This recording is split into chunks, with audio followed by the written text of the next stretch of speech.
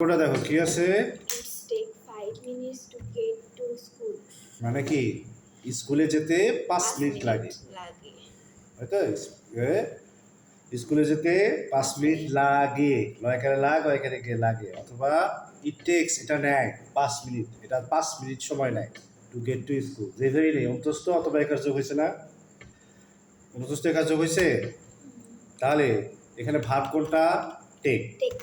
Past form কি, টুক, এটা মুখস্থ করা লাগবে। পাস্ট পার্টিসিপেল ফর্ম কি, টেকের।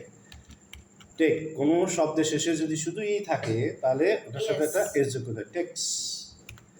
আর টি এ কে ই যদি মূল ভার্বের সাথে টেক থাকে, ইটা উঠে যায়, ইটা উঠে যায়, আইএনজি যোগ করতে হয়, টেকি। তাহলে it takes 5 minutes to get to school.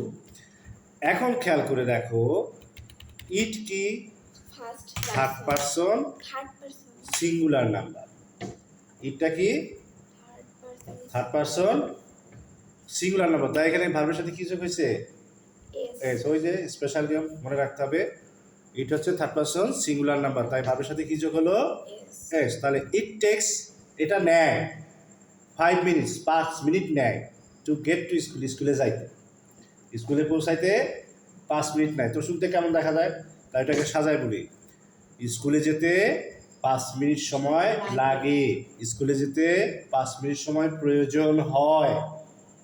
ঠিক আছে, ক্লিয়ার? তাহলে এটা কোন টেন্স, এটাও প্রেজেন্ট ইনডিফিনিট টেন্স। ওকে।